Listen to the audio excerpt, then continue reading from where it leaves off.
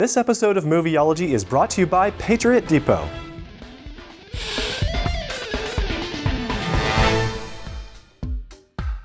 Based on Brian Selznick's bestseller The Invention of Hugo Cabret, the film tells the story of Hugo, an orphan boy living a secret life in the walls of a Paris train station. When Hugo encounters a broken machine, an eccentric girl, and the cold, reserved man who runs the toy shop in the station, he is caught up in a magical, mysterious adventure that could put his secret life in jeopardy.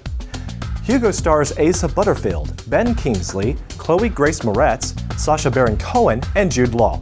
It was directed by Martin Scorsese. Welcome to Movieology. I am Joseph Darnell. It is an honor to review Hugo, a mysterious, magical family film from Martin Scorsese. This film is a striking departure from Scorsese's usual dark, violent, profanity-riddled fare, causing a great degree of interest in me. Martin is an interesting director to me anyway because he originally felt called to be a priest. In his academic studies long ago, he realized he wanted to make a significant impact on culture, so he switched career paths to be a filmmaker and make a difference in this world. Another surprise of Hugo is the splendid 3D special effects that are astounding audiences, even giving Avatar a run for the best 3D special effects of a motion picture to date. Martin Scorsese is something of a master at all the films he directs, so there is no doubt that Hugo's implementation of 3D would impress. But no one really expected the revolutionary ways 3D would be put to use. And the last charming surprise about Hugo is just how entertaining the film is. Its story is based on Brian Selznick's The Invention of Hugo Cabret. It's impressively translated to the big screen in word and visual appeal. Well-chosen dialogue is just one of the great elements in the chemistry of Hugo. All in all, the special effects, the locales, costumes, 3D, cinematography, storyline, and sympathetic characters make Hugo a brilliant work of magical filmmaking. A subplot in Hugo tells the history of some filmmaking pioneers. We see the life of a magician that uses films to further the effect of a magical experience for his audience. Our filmmaker in Hugo blurs the lines between technology and magic to say that there is a science and method to magic that parallels the charm of highly sophisticated and creative man-made machinery that surpasses understanding. It seems to be for this reason that the filmmaker in the story of Hugo, along with the filmmaker Martin Scorsese that directed Hugo, uses this subplot to promote the archiving and restoration of old films. Martin Scorsese is passionate about films of the past and wishes they all would be cherished for generations to come. What seems so simple and even trite about Hugo is the paramount theme of man's purpose in life. At first glance, Hugo's message is so broad that most everyone in the audience will like it, but people will not bother to consider its subtle worldview. This is disturbing to me and one of the reasons I think so highly of Hugo as a film. Let me explain this. Hugo Cabret is an orphan boy in 1930s Paris, left to live with his irresponsible drunken uncle. Without an income, Hugo's means of survival is limited to stealing from the cafes and shops in the train station or going to live in an orphanage. Knowing that the orphanage is no humane place for asylum, Hugo resists the temptation to seek help from others.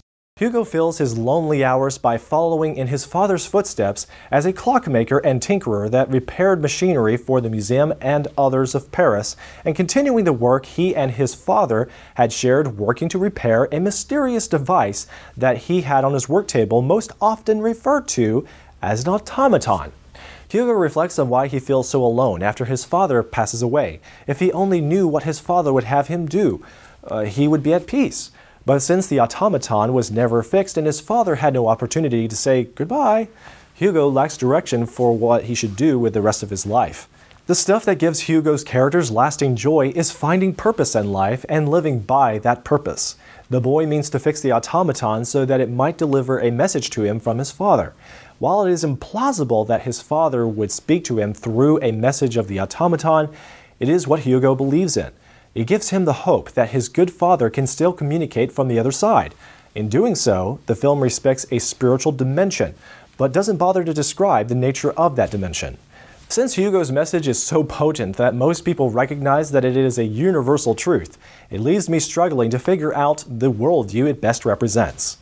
The audience overwhelmingly agrees to the themes. But moviegoers come from a diverse background. Christians will like this movie as much as the pagans. So what's going on here? Hugo's worldview is basically open to all interpretations of the supreme authority.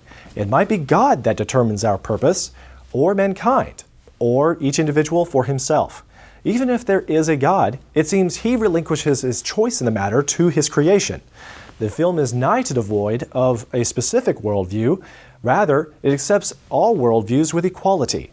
I give Hugo 5 for 5 stars. This is a first for me with 2011 films, and you'll have to forgive me if you disagree with my assessment. While it may not be a personal favorite for everyone, most everyone recognizes the film is a crowning achievement for filmmaking. The only criticism I have is that I would have preferred a different worldview for the film. Otherwise, it's clean, adventurous, charming, intelligent, mysterious, beautiful, thought-provoking, and magical. If you want my endorsement, I say watch Hugo in 3D over the holidays. Do you think that we should expect more great entertainment like Hugo from Martin Scorsese? Has this movie piqued your interest to read the novel or share it with your children? Tell us what is on your mind in a comment. Remember, you can always join the Afterglow of Films on the website Movieology.tv, the source for worldview enthusiast news, reviews, and discussion of all things film. For decades, liberals have been stealing conservative values, claiming to be the political party of compassion. Ironically, liberal solutions are only generous by using other people's hard-earned money, furthering financial slavery by keeping people in debt and entitlements. Conservatives have the real and lasting solutions, which are clearly explained in Right-Wing Handbook, Demolishing 10 Lies of the Left. Visit PatriotDepot.com today to purchase your copy and use the coupon code DIEHARD1 to get 25% off everything in their store.